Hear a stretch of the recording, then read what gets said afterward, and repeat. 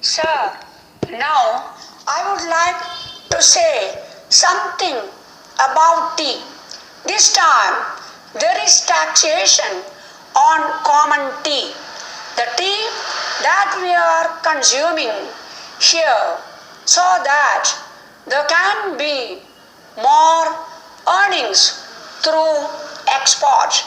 But if we examine this tea industry, we will find that we are not going good results either by the efforts of the tea board or by the efforts of government.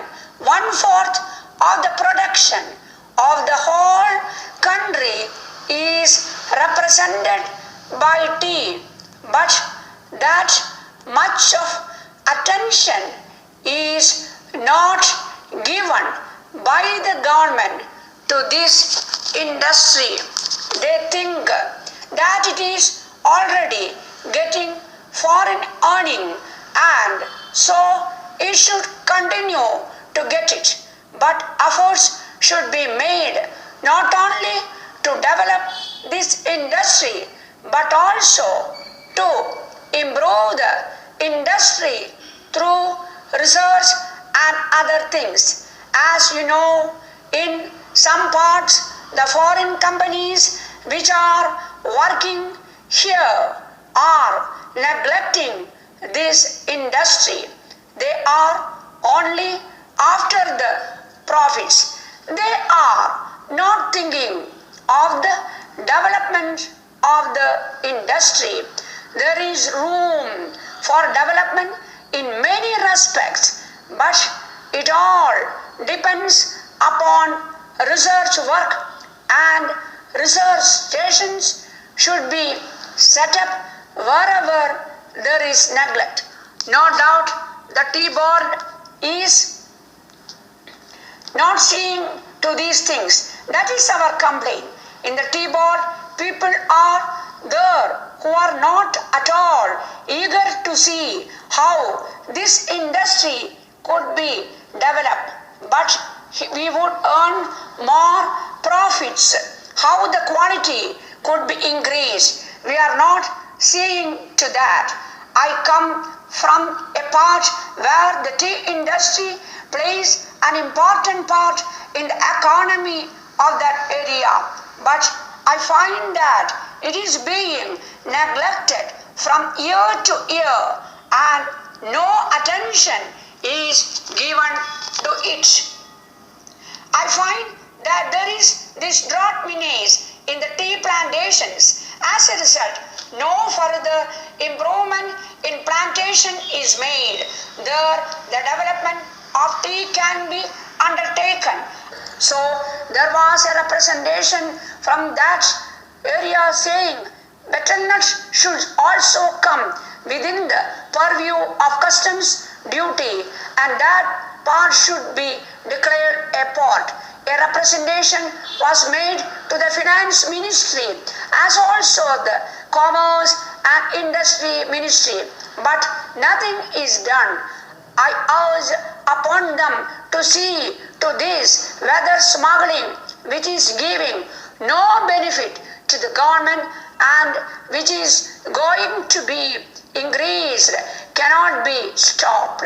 Though our land customs department is there, it cannot deal with smuggling effectively. Smuggling is going on. So if we want to stop it, some definite steps should be taken, and the representation which was made from that part should be given due consideration.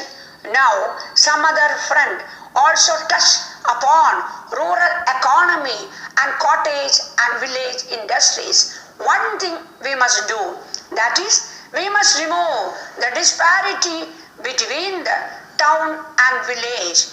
If we are to remove it, what should be done? We should develop small industries, village industries, and cottage industries. How can they be developed? For that, power should be there. Now, my honorable friend was saying that out of 6 lakhs of villages. Only 19,000 villages have been electrified. This is meager. If village electrification is not given due consideration, we cannot make progress. When our draft 5-year plan was discussed among members of parliament, I asked for information about how much of village electrification was contemplated in the 10th 5-year plan. The answer was very unsatisfactory.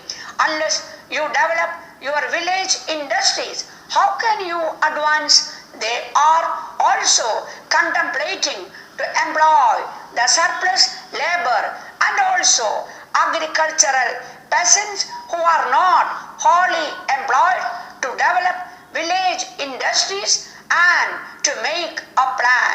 But unless power is supplied, unless you have a good scheme of rural electrification, how can village industries be developed in these modern days? We say big things. We say here and we shout from housetops that so much is being done for the rural areas, but actually we are not doing what should be done.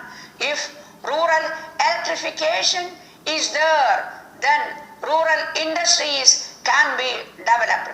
Otherwise, they cannot be developed. Unemployment cannot be solved. The only solution for unemployment is the development of small industries and cottage industries. Otherwise, unemployment will increase year by year and there will be frustration among young men, particularly among the educated.